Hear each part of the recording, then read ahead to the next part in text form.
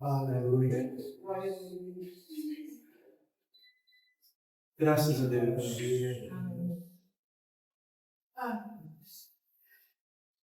Amados, só quero reiterar algo durante esse período que nós vamos chamar estamos chamando de escola bíblica de férias, tá? Que é janeiro e fevereiro, tá? Bem, amados, eu orientei a irmã Eliane o seguinte, queridos, com relação às crianças. Então preste atenção, tá? Janeiro e fevereiro, no domingo, a classe das crianças, o menor, que tem o segundo horário, não terá. Tá bom? Só terá o primeiro horário, assim como é com os pré-adolescentes. Tá bom? Então, janeiro e fevereiro, domingo pela manhã, somente escola bíblica para as crianças, no horário das 9 às 11, todos aqui. Tá bom, queridos? Nesse mesmo período, iniciando a escola bíblica de férias, voltará a aula da quarta-feira para as crianças. Mas vejam, queridos, nós teremos aqui os cultos evangelísticos, certo? Se tivermos 5 crianças, pelo menos, teremos aula. Se não tivermos, não teremos. As crianças ficarão aqui também, tá bom? Eu digo isso, você sabe, que na quarta-feira a aula é apenas para os juniores, tá bom, queridos? Então, quarta-feira, a partir dos cultos evangelísticos, volta a aula da noite, na quarta-feira, mas se tivermos pelo menos 5 crianças, ok? Que senão ficam todos aqui, não há necessidade, ok? Que da gente deslocar professor, ok? E também não teremos problema de espaço para as crianças ficarem aqui, tá? Eu sempre recomendo aos irmãos que as crianças fiquem do lado do pai e da mãe. Não fica fazendo grupinho de criança dentro da sala, dentro do culto, porque eles vão conversar, vão brincar. Isso é normal, queridos, até eu, tá? Põe meu neto aqui do lado, eu vou ficar brincando com ele, não é? Então, querido, não faça isso, mantenha ele do seu lado, tá bom? Pai, mãe e responsável, tá? Então, repetindo, aos domingos, durante a escola bíblica de férias, as crianças só terão aula, todas as faixas, apenas às 9 horas. Tá bom, queridos? Depois do intervalo, todos ficam aqui. Na quarta-feira, começando os cultos evangelísticos, começaremos e voltaremos com a escola da quarta-feira à noite. Porém, se tivermos, é lógico, pelo menos 5 alunos, tá? E agora, se tivermos professor, né?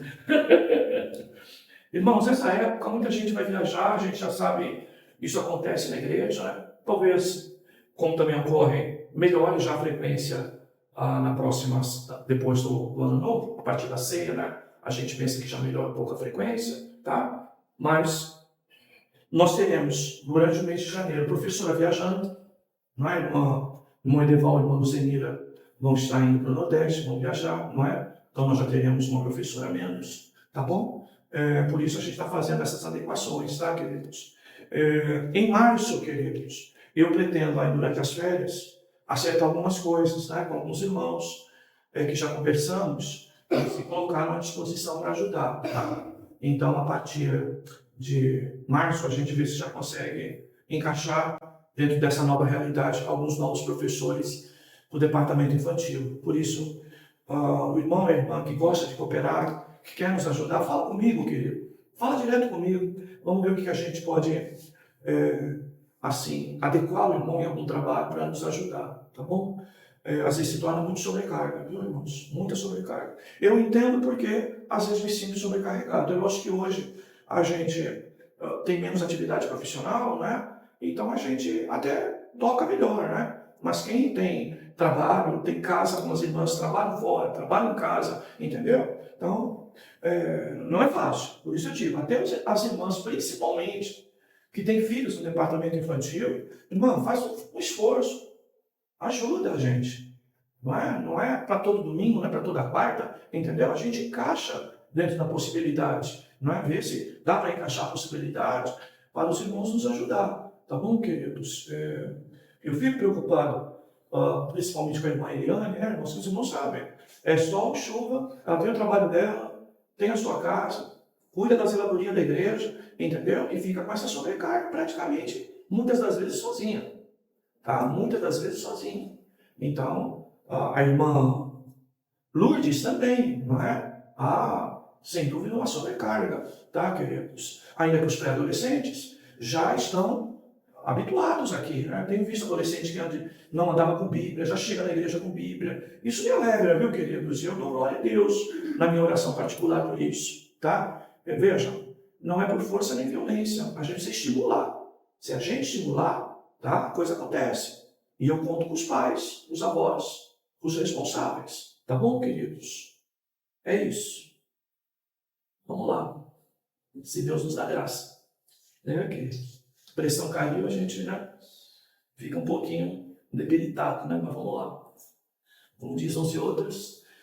Uns e outros dizem, me ajuda aí, né? A gente diz, Senhor, me ajuda, né? Vamos lá então, queridos. A palavra de Deus. Carta de Paulo aos Romanos. Capítulo 5. Verso 1. Para falar um pouquinho sobre a esperança bíblica. Aos Romanos, capítulo 5, a partir do 1º verso.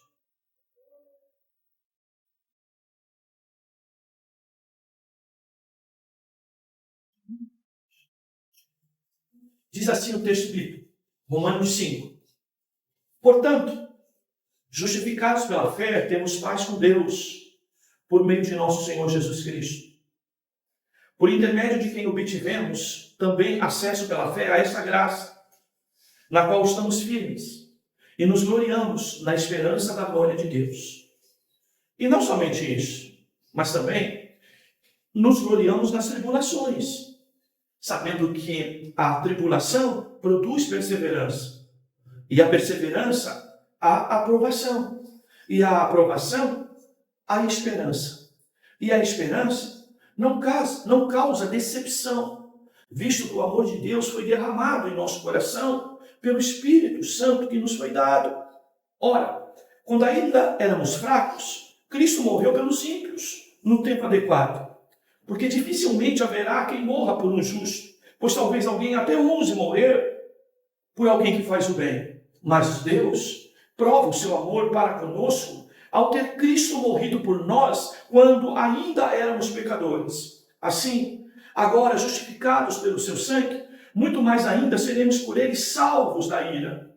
Porque se nós, quando éramos inimigos, fomos reconciliados com Deus pela morte de seu Filho, muito mais estando já reconciliados, seremos salvos pela sua vida. E não somente isso, mas também nos gloriamos em Deus por meio de nosso Senhor Jesus Cristo, pelo qual recebemos agora a reconciliação.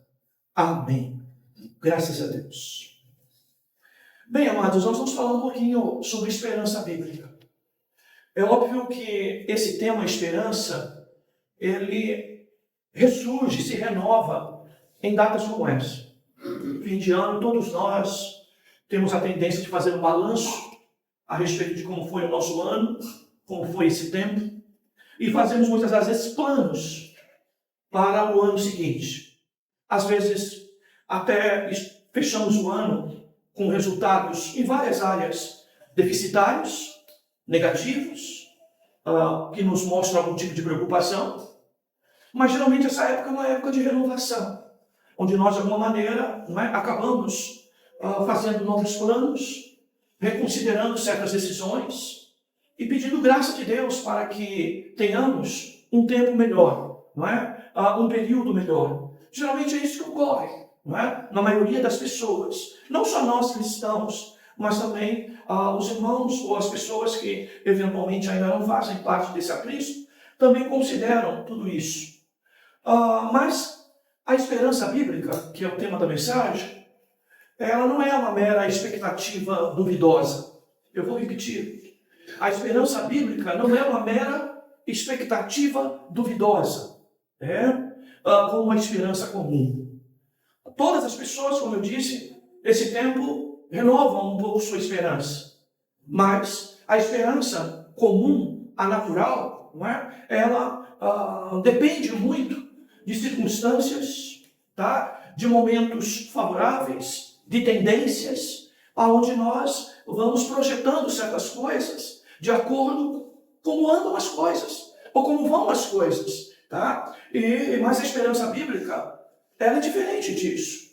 Ela não depende de possibilidades, ela não depende de coisas incertas ou algo duvidoso, tá? A esperança bíblica está sustentada na certeza confiante e também ativa da realização das promessas de Deus. E essas promessas de Deus, elas estão sustentadas em duas coisas importantes. Primeiro, no caráter de Deus. E qual é o caráter de Deus? O caráter de Deus que é aquele que promete, não volta atrás. Aquele que não é homem, para que minta, nem filho do homem que se arrependa. Aquilo que Deus promete está garantido, porque Ele, mesmo diante de circunstâncias infelizes que a vida possa nos oferecer, ou mesmo diante da nossa própria instabilidade, Deus permanece fiel, Deus permanece bom e Deus permanece desejoso em fazer exatamente de acordo com aquilo que Ele prometeu. E nada pode interferir nas suas promessas. Elas são plenamente realizáveis. E segundo, não é? Além do caráter de Deus, Deus também é aquele que empenha a sua palavra.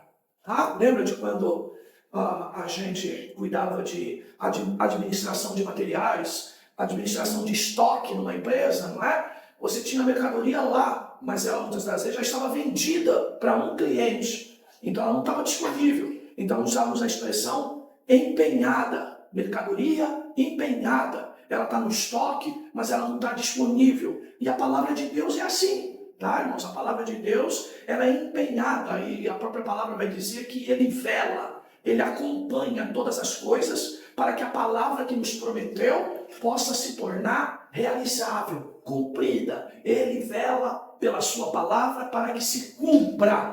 Então, qual a diferença da nossa esperança em relação aos que não têm Cristo?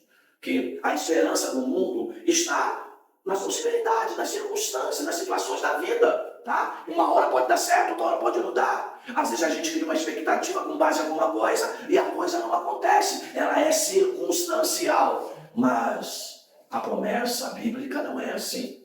A promessa bíblica está sustentada e amparada em Deus. E a própria palavra diz, operando Ele, quem impedirá? E a resposta é nada. Nada, absolutamente nada. O que Deus prometeu, Ele cumpre. E tem poder para cumprir. E nada pode fazê-lo, não é? Não cumprir. Bem, queridos, houve um tempo em que essas promessas de Deus na Bíblia estavam sendo distorcidas. Há um tempo na Bíblia, como nos tempos de hoje, em que se prometia muita coisa em nome de Deus. Mas não era Deus que prometia. Logo, ela não se sustentava. Esse é o cuidado que a gente tem que ter. Há um tempo que falavam em nome de Deus e até profetizavam em nome de Deus. Mas Deus não estava naquela palavra. Isso criou expectativa para as pessoas que se diluíram. Por quê? Porque não eram promessas bíblicas. Não era uma esperança bíblica. Ela era simplesmente humana. Tá, queridos? E essa é a diferença da esperança bíblica. Porque Deus, quando constrói, Ele constrói em cima de verdade.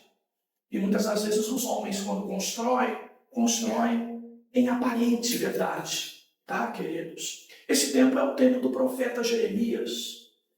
É um dos tempos em que a grande nação, não é? O grande povo de Deus estava mergulhado debaixo de muitas palavras que não podiam produzir esperança sustentada de maneira duradoura, de maneira permanente, porque elas não eram vindas da parte de Deus, não eram geradas por promessas de Deus. Eu quero que você confira lá comigo, Jeremias 29.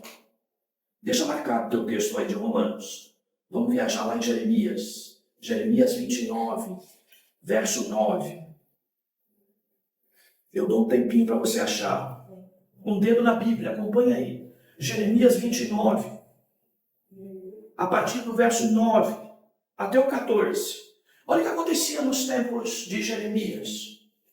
9 do 29, ou capítulo 29, verso 9. Diz assim: eles vos profetizam mentiras. E profetizam mentiras em meu nome. Eu não os enviei, diz o Senhor. Porque assim diz o Senhor, quando se completarem os 70 anos designados para a Babilônia, virei a vós e cumprirei a minha boa palavra a vosso respeito, e vos trarei de volta para este lugar. Pois eu bem sei que planos tenho a vosso respeito, diz o Senhor, planos de prosperidade, não de mal, para vos dar um futuro e uma esperança. Então, me invocareis e vireis orar a mim, e eu vos ouvirei. Vós me buscareis e me encontrareis, quando me buscares de todo o coração. Eu me deixarei ser encontrado por vós, diz o Senhor, e mudarei o vosso destino. Eu vos reunirei dentro de todas as nações e de todos os lugares, para onde vos dispersei, diz o Senhor, e vos trarei de volta para o lugar de onde vos exilei. Olha só, queridos, essa é a profecia da parte de Deus. Há nela esperança? Há nela tempos de reconquistas, de conquistas, de prosperidade, de crescimento, de avanço? Sim, mas antes disso, a palavra de Deus dizia que precisava, primeiro, o povo de Deus distinguir duas coisas: a palavra mentirosa, a palavra falsa, a palavra que era inverdade, da palavra verdadeira. E qual é a diferença entre as duas? Porque os profetas estavam pregando que de imediato haveria paz e prosperidade. E o profeta Jeremias pregava que não, que viria ruína, que viria exílio, que haveria extradição, que haveria perda de terra, que haveria separações, que haveria cativeiro, que haveria perdas e prejuízos. E aí então existia essas duas palavras, que você pode ver que é um pouco a palavra do nosso tempo. Tá? No Brasil mesmo, talvez 95% dos pregadores só pregam tempo bom, só prosperidade, só paz, não falam de dificuldades, não falam de tribulações, não falam de tempestades, não falam de dias difíceis. Tá, queridos? Grande parte dos pregadores do nosso tempo, a fé evangélica está sustentada mesmo nesse conceito de vitória. E para esse tempo em que nós estamos fazendo expectativas para o ano seguinte, criando esperança para o ano seguinte, se você olhar, ouvir 90, entre cada 100 mensagens que você puder ouvir dentro de um culto como o de hoje, ou do culto de virada do dia 31, quando muitas igrejas se reúnem, você verá que a palavra é apenas essa, que é um tempo melhor. Que nós vamos começar, inclusive, com os jargões das igrejas, que todo início de ano tem o tema do ano. Ano da colheita, ano da prosperidade, ano da bênção, ano da vitória. Sabe, queridos? E aí nós vamos nos amoldando ao modelo das esperanças do mundo. Essas não se sustentam. Essas são esperanças e coisas até boas, mas pelo meio do caminho elas se diluem, porque são feitas em cima do quê? Dos nossos próprios desejos. Tudo que a gente quer ouvir, né? Seja no horóscopo, seja no tarô, seja nas cartas, seja na religião católica, seja em qualquer outra religião, inclusive na evangélica, é que o ano de 2026 será um ano lindo e maravilhoso. E as mensagens não mudam muito de umas para elas, só que umas usam o nome de Deus e outras usam, talvez, outros deuses, usam, não é? Astrologia, usam, não é? Outras coisas. E no tempo de Jeremias foi assim. Mas qual é a palavra que Deus está dizendo aqui? Olha, Deus diz que nós não devemos perder a esperança, até mesmo quando Ele nos corrige e nos castiga. O que Deus está dizendo aqui nessa palavra? Está dizendo que, olha, vocês vão passar assim pela Babilônia. 70 anos é o tempo de governo da Babilônia, que exercerá algum tipo ainda de força e subjugará o povo de Israel. Vocês vão perder a terra, vão ser extraditados, vão ser levados ao cativeiro, vocês enfrentarão sim perdas e prejuízos, mas isso é um tempo já estabelecido por mim, diz o soberano. Aleluia. Isso não vai perdurar para sempre. E é o que ele diz lá no verso 10. Quando se completarem os 70 anos designados para a Babilônia, eu virei a vós e cumprirei a minha boa palavra. Essa palavra quer dizer sã palavra, verdadeira palavra a vosso respeito. E vos trarei de volta a este lugar. Olha a diferença entre a esperança criada pelos falsos profetas e a esperança criada pelo profeta de Deus. A do falso profeta: não haverá cativeiro, vocês estão seguros, só haverá prosperidade, haverá paz, não vai ter nem guerra, fiquem tranquilos. Mas a palavra de Deus era diferente. Vai ter guerra, vai ter extradição, vai ter cativeiro, vocês vão ser levados para a Babilônia, mas vocês não vão ficar lá para sempre. Ao final de tudo isso, eu cumprirei a palavra que tenho estabelecido com vocês. Aleluia. E vos trarei de volta. Aleluia. Para cumprir toda essa palavra. E ele diz ainda, o verso 11, olha, eu bem sei dos planos que tenho a vosso respeito. Olha lá. A palavra da esperança cotidiana, você faz plano. A do crente, ele sabe que Deus tem planos para você. É diferente. Essa é a diferença. Com Deus, sem Deus você faz plano para o ano novo. Com Deus, você vai se mostrar sensível e entender qual é o plano que Ele tem para você. Aleluia. Não somos nós que tomamos decisões, mas é Deus que toma decisões por nós. Parece que é nós que tomamos a decisão. Não. Entender que Deus nos levou a tomar tal decisão. Seja certa, seja errada. Às vezes a errada é exatamente para mostrar o que Ele está mostrando aqui para o povo de Israel. Tá? Que precisava ser corrigido, disciplinado, acertar os seus caminhos. E Ele diz, olha, eu bem sei os planos que tenho a vosso respeito, diz o Senhor. E são planos sim de prosperidade e não de mal, para vos dar um futuro e nele uma esperança. Aleluia. Aleluia. O dia de amanhã e a nossa esperança estão sob os cuidados de Deus. Porque Ele é que faz planos a respeito de ti, a respeito de mim, a respeito de nós. Aqueles que estão no Senhor precisam descansar. Tudo que já aconteceu foi plano de Deus. Tudo que vai acontecer é plano dele. E eu preciso estar atento e obediente a tudo isso para que eu não venha, não é, amados, adiar. Como foi o caso aqui do povo, não é? Do sul, não é? De Israel, o povo de Judá. Ele diz mais: então depois disso, me invocareis e vireis orar a mim e eu vos ouvirei. Olha só, queridos. Sabe, às vezes os 70 anos das nossas vidas, um tempo que parece que invocamos e oramos e Deus não nos ouve. Então ele está dizendo que não atenderia. A palavra aqui não é que Deus não ouve, é ouvir no sentido de atender, responder segundo a promessa. E a promessa era para quando? Depois do cativeiro. Eu precisava passar por um período de aprendizado. Tá? E a Babilônia era este aprendizado.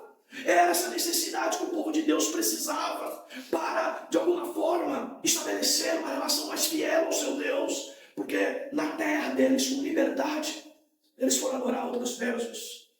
Observe o verso 13. Vocês me buscarão e me encontrareis quando me buscares de todo o coração. O que significa dizer? Falavam em nome de Deus, buscavam em nome de Deus, mas o coração deles estava dividido.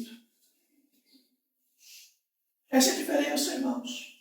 Quantas vezes precisamos passar por caminhos difíceis, sabe para quê? Para que todo o nosso coração, toda a nossa alma se volte para Deus e esteja com Deus. Tá? E ele diz, quando vocês me buscarem de todo o coração, ou seja, quando toda a tua vida, toda a tua alma, todo o teu coração, toda a tua esperança, toda a tua expectativa for eu, Deus, aí então, aleluia, você encontrarão. E olha o verso 14, que coisa linda. Eu me deixarei ser encontrado por vós.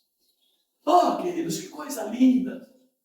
Sabe o que é isso, queridos? Quando nas nossas muitas caminhadas de buscar a Deus, nós não encontramos.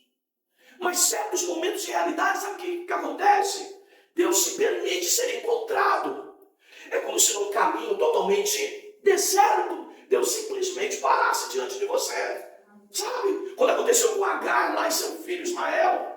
Sabe, queridos? Saiu por aquele deserto. Mas de repente o anjo do Senhor apareceu. Como que no caminho não tinha como não encontrar com Deus. Não tinha como não se deparar com Deus. Assim somos nós. Quantas vezes procuramos Deus, não encontramos. Mas outras vezes, simplesmente Ele se revela.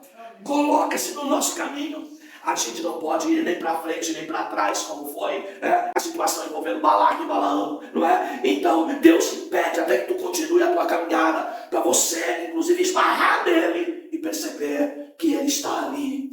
Aleluia. Às vezes nós procuramos Deus de maneira errante, com a maioria das pessoas, mas tem hora que não dá para escapar de Deus. Ele se permite ser encontrado. Ele diz, eu me deixarei ser encontrado por vós. Aleluia. O homem natural não pode encontrar Deus. Não pode. Mas tem hora que Deus permite, como fez conosco. Quando nós desgarramos, Ele permitiu que nós o encontrássemos. Sabe o que significa isso? O Deus que se revela, o Deus que se impõe no nosso caminho, o Deus que se coloca no caminho de alguém, mesmo ele não procurando mais Deus, não querendo Deus, mas Deus simplesmente interrompe a caminhada dele. Obrigatoriamente, ele vai ter que passar pelo pedaço da graça. Aleluia. Aleluia. Sabe que esse pedaço da graça, obrigatoriamente eu tenho que passar, mas eu não tenho que pagar nada por isso. Aleluia. Porque o próprio Deus coloca mais a chancela na nossa frente para que nós passemos e o encontremos. E Ele diz, olha, eu me deixarei ser encontrado por vós, diz o Senhor, e mudarei o vosso destino. Mas isso depois de 70 anos. Você vai ter que ser corrigido, disciplinado. Você vai ter que ter prejuízo, vai ter que ter lágrima, vai ter que ter choro. Você vai sentir a perda. Mas isso não significa dizer que eu te abandonei. Assim é o tratamento com Deus, queridos. Quantas vezes nós estamos passando dias difíceis e lá no fundo a gente sabe, eu construí mal, eu decidi mal, eu fiz mal, eu não busquei direção de Deus, mas mesmo assim, mesmo nessa situação, Deus ainda vai te dizer, não desisti de você. A promessa, a palavra foi empenhada. Eu não volto atrás. Como diz Paulo aos Romanos, a vocação de Deus é sem arrependimento. Aleluia. Eu vos reunirei dentro de todas as nações e de todos os lugares para onde vos dispersei, diz o Senhor, e vos trarei de volta para o lugar de onde vos exilei. Olha só, queridos. É lógico que para a promessa humana ou para a falsa promessa, era mais fácil dizer, vocês vão ficar aqui, não vão perder nada, só vai ter lucro, só vai ter coisa boa, vai ser paz, vai ser prosperidade. Mas no meio de tudo isso, pecado, rebeldia, apostasia, Deus vai manter isso dessa maneira? Não. Deus, no fundo, quer que o nosso coração se volte para Ele. Aleluia. E por todos aqueles que estão perto de nós, queridos, aonde Deus existir, palavra empenhada de salvação, Deus nos salvará. Não importa o exílio, não importa os 70 anos, não importa ser exilado, não importa estar afastado, não importa estar longe, não importa. Deus traz de volta. Sabe? Não é difícil para Deus, mas não seria mais fácil tratar aqui. Não é mais fácil tratar aqui. O nosso coração muitas vezes depende de choro, de lágrima, de sofrimento para reconhecer, tá? Que mais vale os planos de Deus do que os nossos. Mais vale a palavra de Deus do que a dos homens, do que a dos reis. Sabe, queridos? E Ele diz, olha, não importa para onde você for. Não importa que se na Babilônia, vocês foram para outros lugares, que a Babilônia era assim. Tá? Ela colocava um povo, sabe, daqui. em vez, já que não tinha espaço na capital, ela colocava o povo daqui num outro lugar.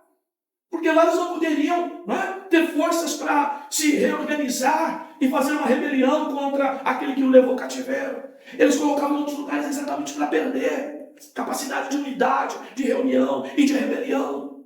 Sabe, queridos? Mas Deus está dizendo, não importa. Não importa em que circunstâncias você está, não importa o lugar que você está, não importa se a Babilônia te colocou até em outro lugar para desaparecer com você, para você se acabar lá. Eu vos reunirei dentre todas as nações, e mais, de todos os lugares para onde vos dispersei, diz o Senhor. Aleluia. Olha só que é a palavra de Deus. Deus mantinha sua posição, que daria paz e prosperidade a Israel, mas o cativeiro é inevitável, porque é pecado, traz consequência, não adianta você querer fugir disso. E Deus, é nessas consequências que trata aqueles que são dele. Aqueles que não são, morrem por lá mesmo sem esperança, mas os que são de Deus, cativeiro é lugar de tratamento. Sabe, amados, e às vezes, nós não precisamos nem sair da igreja para ser tratado como que num cativeiro, como que num lugar que Deus não nos ouve. Como um lugar em que Deus diz, não é para agora. Você precisa aprender isso ainda. Você precisa quebrantar teu coração. Você precisa um pouco mais de humildade. Você precisa considerar que são os meus planos. É a minha decisão a teu respeito, não as tuas, não teus planos. Você precisa se submeter. Você precisa estar debaixo da autoridade bíblica de Deus. E Deus sabe. Mesmo nós na igreja.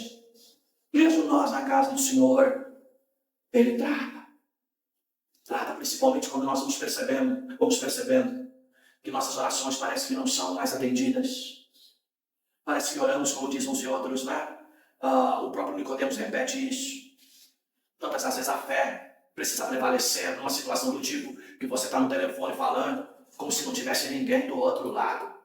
O que acontece quando você liga o telefone e não tem ninguém do outro lado? O que acontece? Você desiste da ligação. Mas Deus está lá. Parece que ele não te atende, não te ouve. Mas ele está lá. E a palavra dele é, persevere. Fica na linha. Mas está demorando muito para voltar. Diz um tempinho e não volta. Fica na linha. Deus está lá. Persevere. Persevere na esperança de Deus. Aleluia. E isso é esperança bíblica. Entender que quem cria expectativa é Ele. E está sustentado sobre o seu caráter. Aleluia. E sobre sua palavra. E não sobre circunstâncias positivas, negativas, tendências boas ou tendências ruins. Não. Está simplesmente depositada em Deus. Sabe, queridos? Mas a gente voltar no texto, acho que todo mundo já decorou, né? Jeremias 23. É o texto, não é? E mais que a gente vê sobre falsos profetas na Bíblia. É o texto mais contundente sobre falsos profetas. Vejam, Jeremias 23, 16, 17. Ele diz assim, Jeremias 23, verso 16 e 17. Assim diz o Senhor dos Exércitos, não deis ouvido às palavras dos profetas que vos profetizo, enchendo-vos de falsa esperança. Na minha tradução aqui, de ilusões. De ilusões. Falam da visão do próprio coração e não da boca do Senhor. Quantos de nós, irmãos, quantos irmãos nossos nesses dias de fim de ano vão estar, irmãos, ajoelhados diante dessas palavras aqui, ó, de pessoas que enchem eles de ilusões. 17. Dizem continuamente ao que desprezam a palavra do Senhor, tereis paz. E dizem todo aquele que anda na teimosia do seu coração, nenhum mal virá sobre ti. Olha só, como que pode? Alguém andando errado e ainda recebendo profecia de bênção, de paz e prosperidade. Mas falso profeta anuncia isso, prega isso, fica no teu pecado. Deus te acolheu. Queridos, Deus está falando de paz. Deus não queria trazer Judá ao extermínio, levar Judá a ser exterminada, a ser destruída totalmente. Mas o cativeiro era inevitável. Precisavam ser corrigidos. Precisavam ter consciência de pecado. Sabe, queridos? É essa a nossa realidade. O céu é real para todos nós. As promessas de Deus são verdadeiras. Mas aonde nós tropeçarmos, aonde nós cairmos, Deus vai cuidar de nós, nos disciplinando, nos corrigindo. Aleluia. E nós precisamos estar atentos a isso. Mas o final é palavra de vida e não de morte. É palavra de paz e não de guerra. É palavra de prosperidade e não de destruição. Depois do tratamento. Mas Deus precisa tratar. Observe a esperança bíblica. A palavra de Deus, ela vem aqui num tempo difícil, ou anuncia um tempo difícil, mas ela anuncia também no fim de tudo isso, esperança. Ela fala de um tempo difícil, e ela fala também da pedagogia, da correção de Deus, do ensino corretivo de Deus. Sabe, meus amados, é que nem a minha mãe fazia. Sabe por que você está apanhando? Sabe por que você está apanhando? Sabe por que você está de castigo? É porque eu menti. Sabe, né? É porque eu errei. Fui mal criado. Tá. Não é legal disciplinar sem dizer causa. Assim é Deus conosco. E assim são os nossos dias. Sabe por quê, amados? Mesmo sem dolo, mesmo sem querer, a gente erra. A gente desaponta Deus. A gente faz planos de santificação para o ano novo e de repente a gente vê no meio do ano, meu Deus, li menos a Bíblia do que o ano anterior. Fui menos ao culto do que o ano anterior. Evangelizei menos do que o ano passado. Depois de tantos planos. Mas nós precisamos entender que a esperança bíblica, ela sempre inicia com tribulação. E é isso que Paulo está dizendo aos judeus, não é? Em Romanos capítulo 5. Ele vai dizer, não somente isso, mas também nos gloriamos nas tribulações. Temos alegria na tribulação? Como? Porque a tribulação vai gerar fruto. Vai gerar fruto. Vai gerar fruto. Vai gerar fruto. Todas as vezes que a tribulação aparece na nossa vida, é para gerar fruto. É para gerar fruto. Qual o primeiro fruto? Escola Bíblica Dominical. Fé perseverante. Fé que persevera. Está difícil, mas eu posso todas as coisas. Posso passar pelas tribulações, dando glória a Deus, mesmo chorando, mesmo doendo, mesmo gemendo. Eu vou dar glória a Deus. É em Deus que eu confio. Isso vai passar. Tenho esperança nele. Aleluia! E então, a tribulação vai gerando fruto. Fruto de perseverança. Cada prova nova que você enfrenta, meu irmão, cada luta nova que aparece, é Deus levando essa árvorezinha que é você a gerar perseverança. Aleluia. Em outras palavras, inclusive o texto vai dizer, né? Ele troca experiência e depois perseverança. A minha coloca aqui, perseverança e aprovação são sinônimos para dizer que existem coisas que nós enfrentamos estando em Deus, que vai produzir no final aprovação, experiência, capacidade de lidar com a situação e por fim a esperança. E ele vai dizer no final, e essa esperança não causa decepção. Por quê?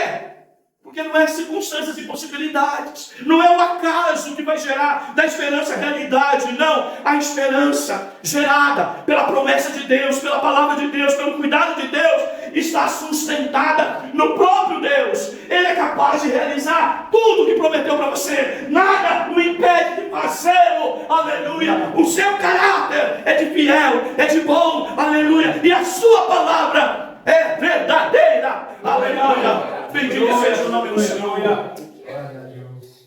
Queridos, a esperança não confunde. Não traz decepção. Que esperança é essa? A esperança bíblica. A tribulação vem. O povo de Israel veio. E se você ler alguns salmos, você vai ver, lá na Babilônia, mandavam a gente cantar um hino de Sião. Mas vamos cantar hino de Sião em terra estranha. Eles lamentavam, havia dor, havia tristeza, havia saudade, havia perda. Sabe, queridos? Mas o Deus de Sião é o que os levou para o cativeiro.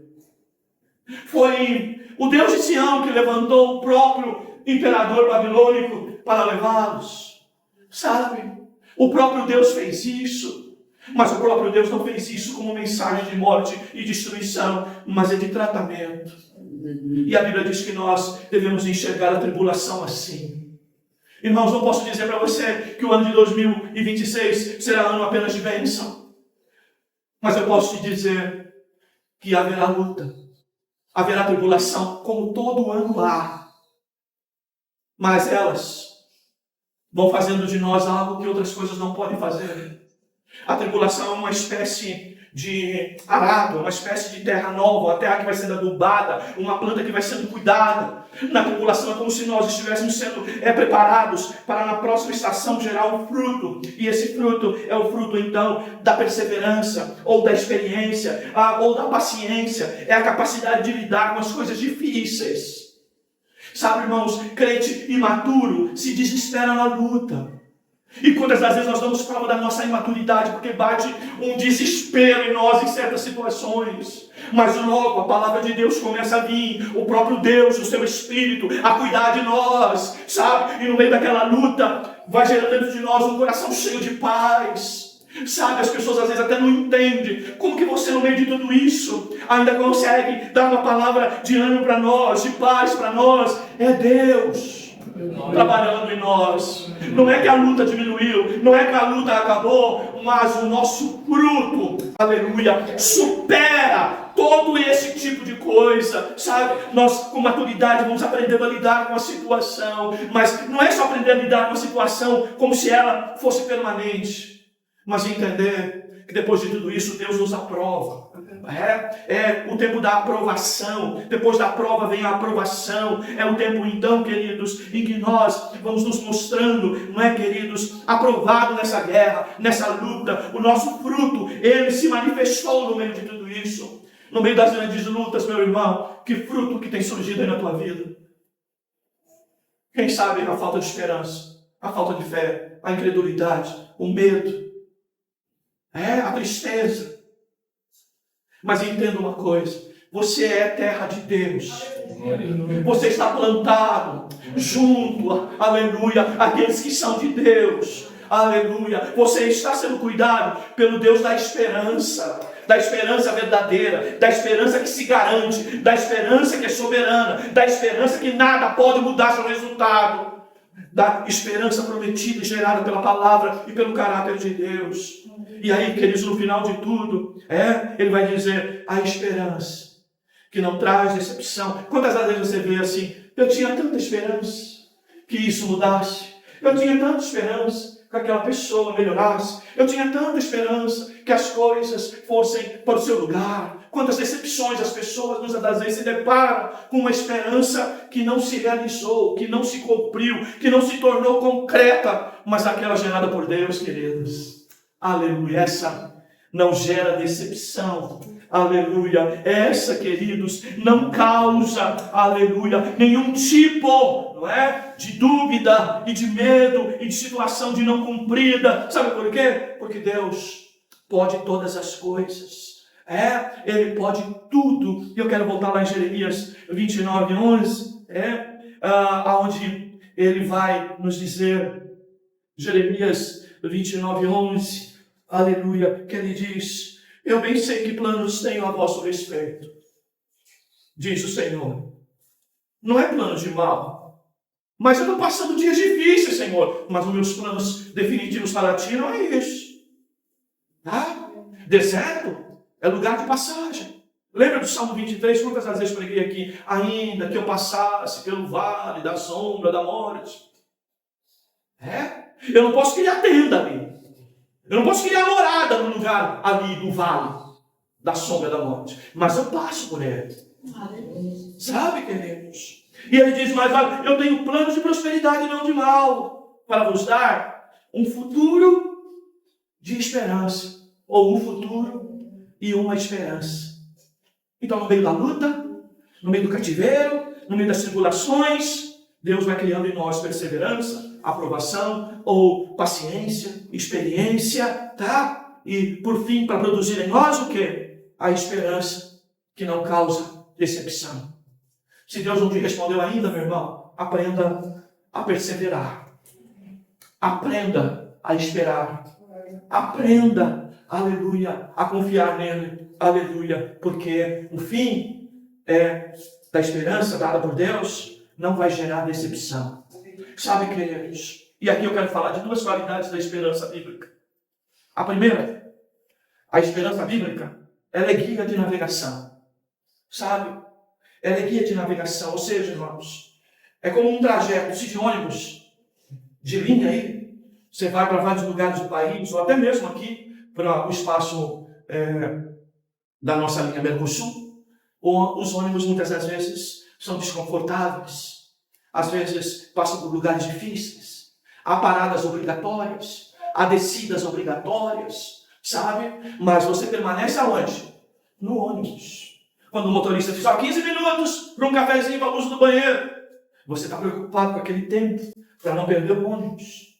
Sabe? Na nossa vida com Deus é assim, queridos. Nós temos um trajeto e nós temos um guia, sabe, amados? Um guia de navegação. E nesse guia de navegação que é a esperança bíblica, entender, pode vir luta, pode vir tribulação, pode vir tempestade, pode alguém querer te tirar do destino, pode alguém querer trocar você de ônibus, de transporte, mas você permanece naquele, porque você tem como alvo o quê? O seu destino. E aquele ônibus, apesar de todos os problemas que enfrentar, você sabe que se perseverar ali, você chegará no destino.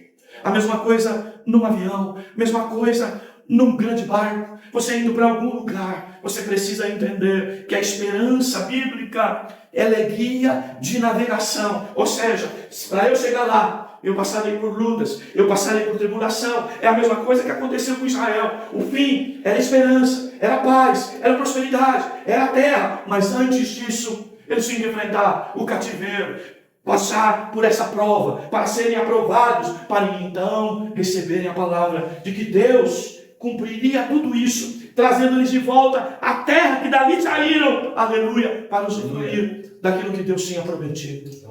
Sabe, amados, às vezes a gente quer que a esperança se cumpra, mas não queremos passar pelo trajeto. Às vezes nós queremos que a esperança se realize, mas nós não queremos passar pelo processo. E o processo é tribulação, paciência, experiência. O processo é luta, tribulação, perseverança, aprovação. Tá? Veja a diferença. Nós precisamos aprender muito de Deus, porque em toda essa esperança, em todo esse caminho até chegar à esperança realizável, o que é? Deus está nos ensinando, Deus está tratando, Deus está cuidando de nós, Deus trabalha em nós para que nós geremos esse fruto. E de novo eu pergunto, qual é o fruto? No meio de toda a canseira que os últimos dias têm produzido na tua vida, que fruto que você tem gerado? Para que os outros vejam Cristo em você. Queridos, Deus está em busca de fruto em nossas árvores. E o fruto que Ele busca, e diz claramente para nós hoje, é o da perseverança, é o da espera, é o da paciência, queridos, o da perseverança. Deus está buscando isso em nós.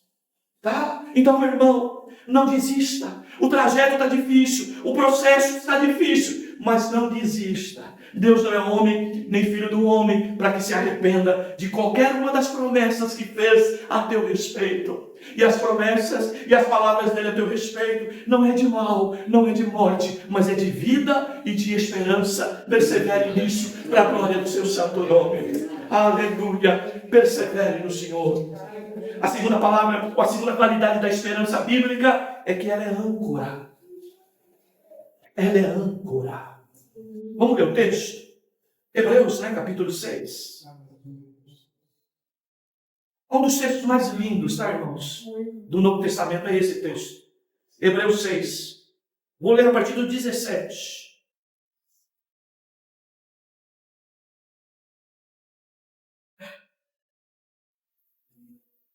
Olha só.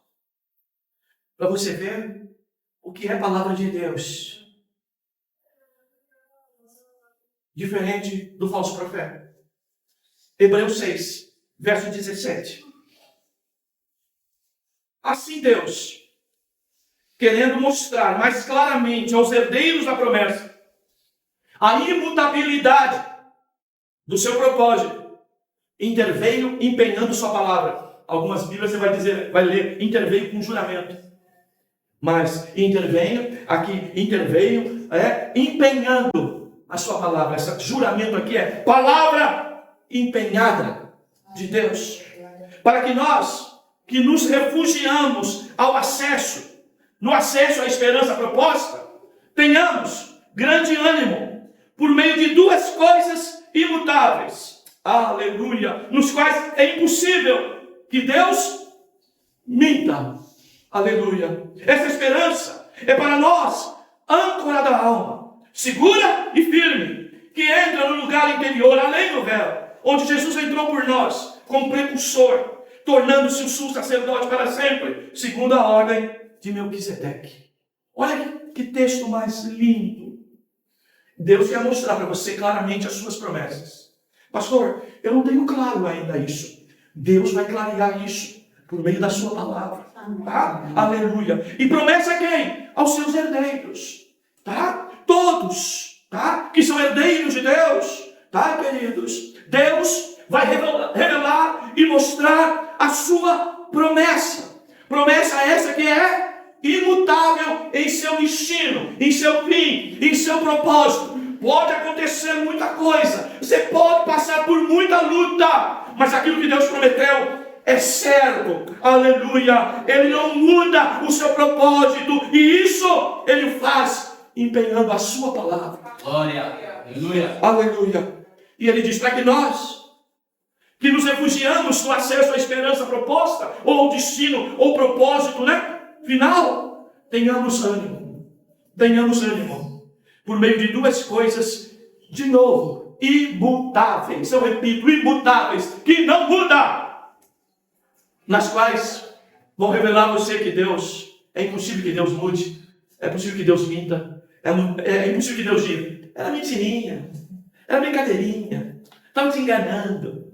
Estava vendo como que você se saía. Deus não tem disso não, queridos. Aleluia. Você pode tirar a prova de toda a tua história de vida.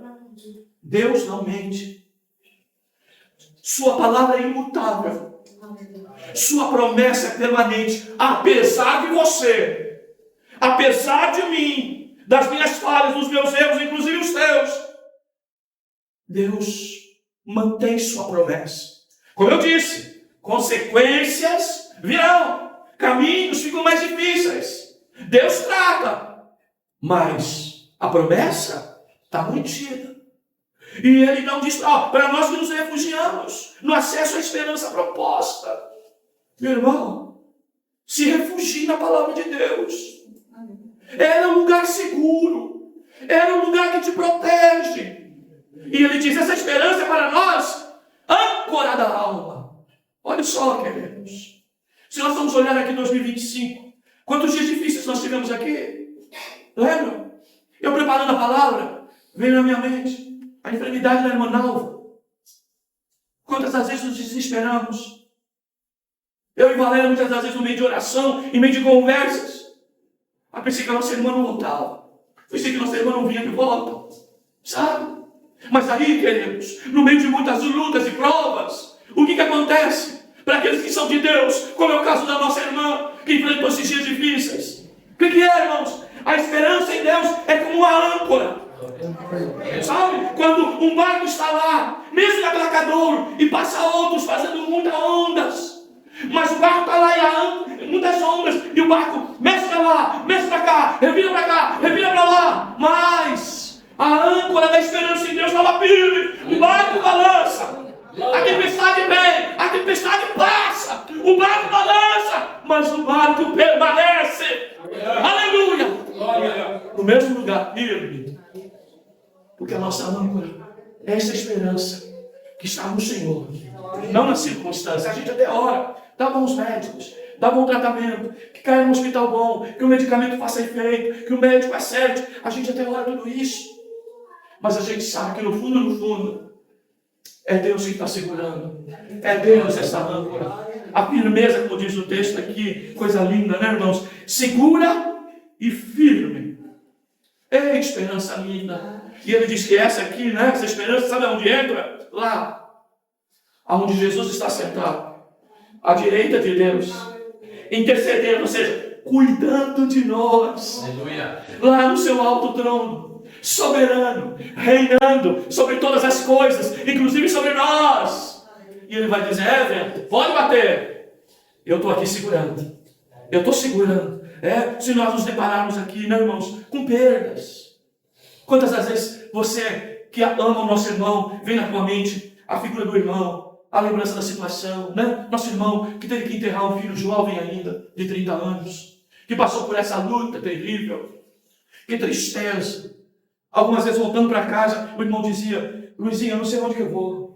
Não sei o meu barco para onde vai. Tem horas que está difícil e às vezes recai sobre mim. Cuidar da minha casa. Tem uma palavra de ânimo para minha casa, sendo que eu já nem mais acredito naquela palavra, mas eu tenho que dar aquela palavra. Ela não está servindo nem para mim, porque eu estou me sentindo fragilizado, mas eu tenho que dar por amor à minha casa, cuidar da minha casa. E passa dia, o irmão, hoje foi melhor. Hoje, graças a Deus, deu uma melhorada. E alguns dias dizem: não, o processo está difícil, mas eu sei o destino, eu sei o final de tudo isso. Deus está guardando a gente sabe que não tem força, não tem capacidade, mas Deus está dando. Olha eu aqui, pensei que não durava nem um dia, e estou aqui. É Deus me ajudando, é Deus me sustentando. É assim com você, meu irmão. Essa é a esperança. Não posso te garantir que não vai haver luta, mas em cada luta, aleluia, a esperança que está em Cristo, aleluia, é teu guia de navegação. E é também a âncora para permanecer você firme no Senhor e nas suas promessas. O cativeiro vai passar. Os 70 anos vão ter fim. Aleluia, aleluia. Sabe, queridos, se nós lembrarmos também de outros irmãos aqui, não é?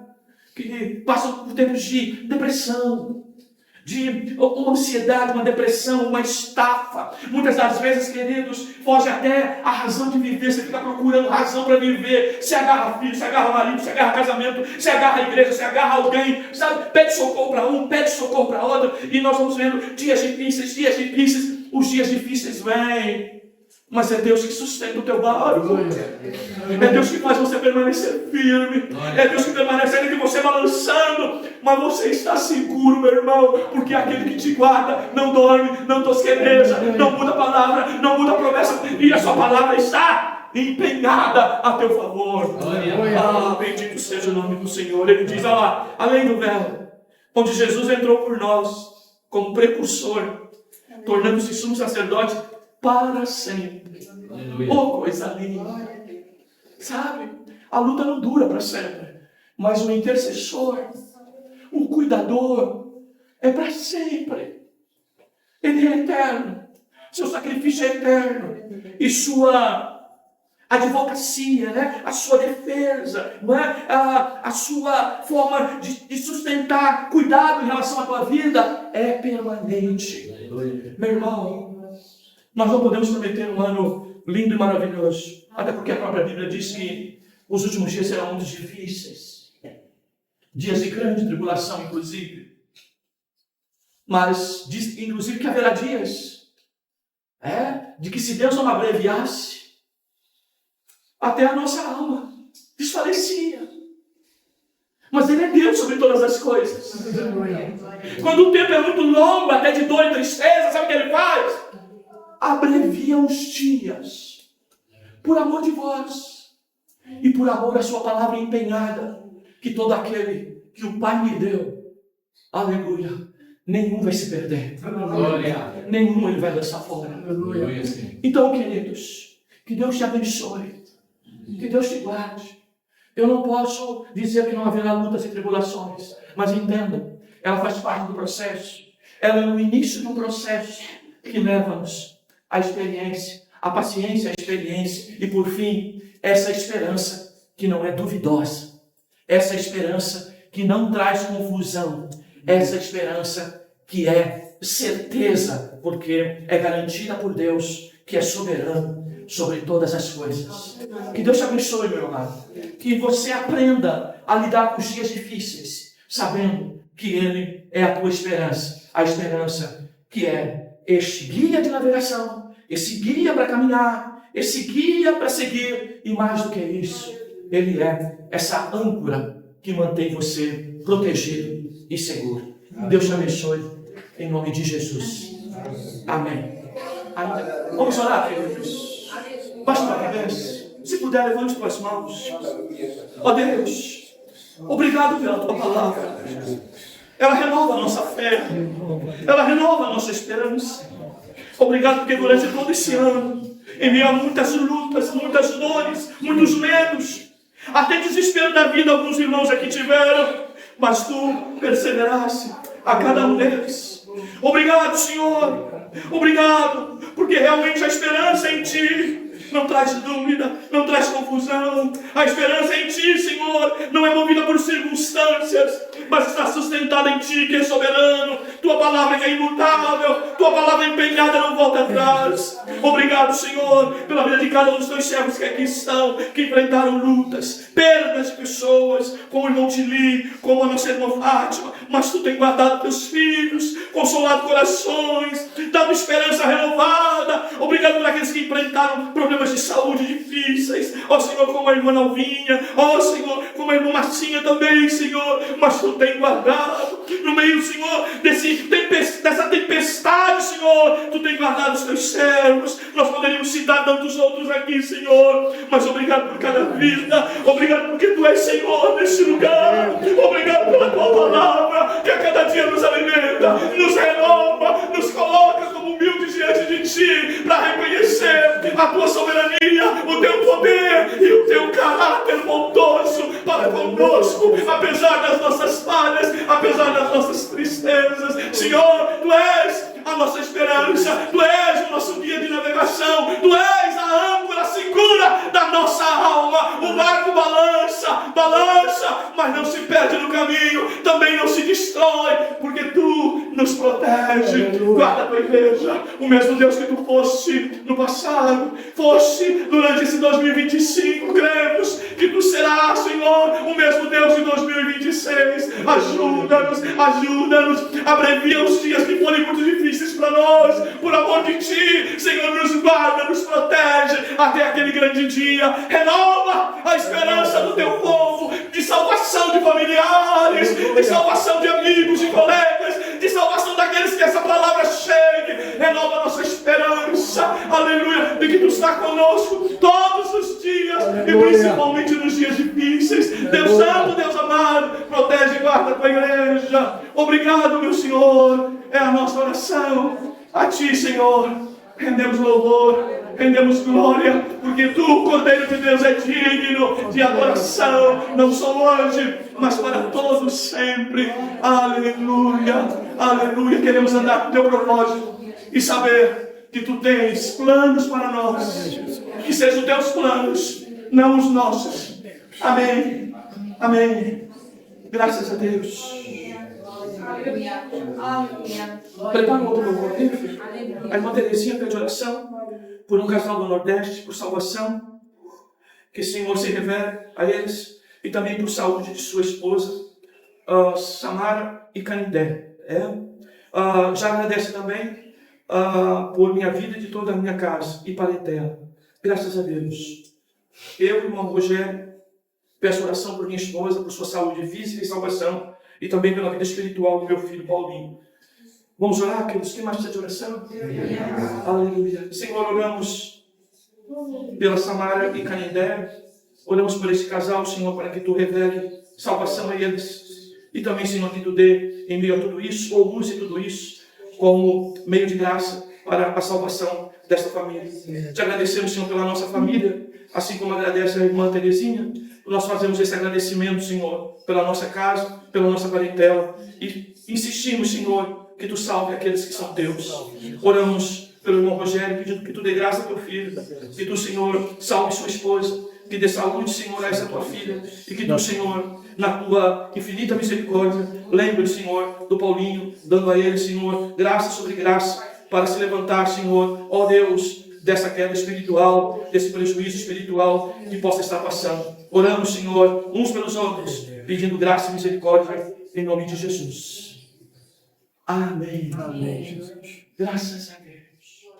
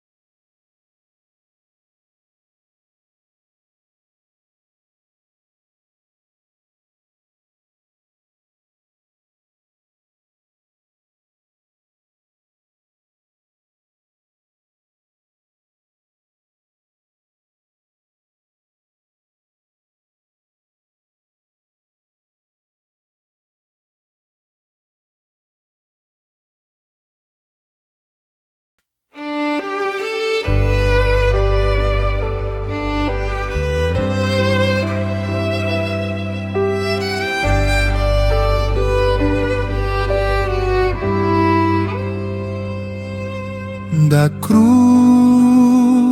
vem a esperança,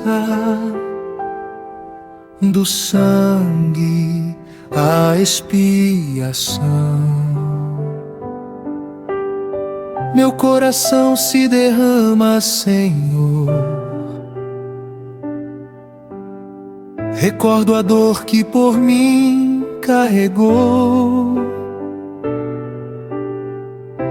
o santo traspassado na cruz. Minha culpa o teu sangue lavou. O que parecia derrota era o teu plano de amor. Na dor que rompe a noite, nasce a luz do Salvador.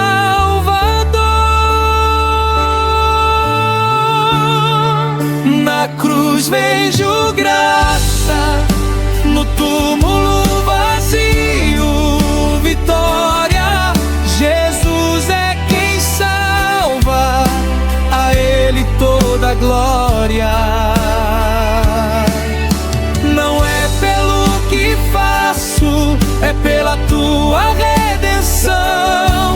As obras que eu vivo são fruto da transformação.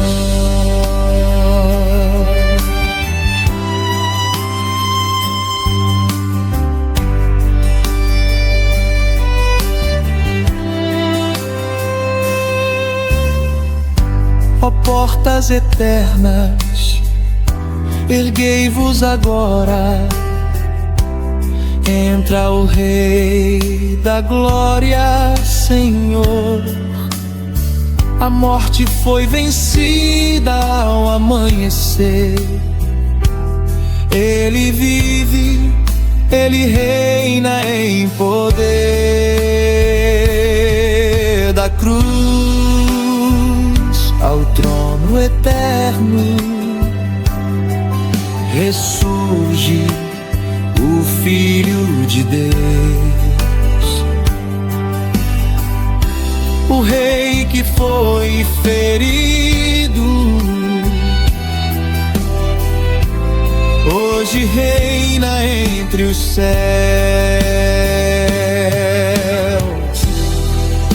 Da cruz vem a vida, da graça o perdão. Caminho contigo,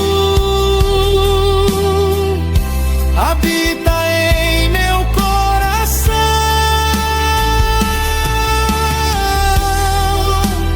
Onde Cristo reina,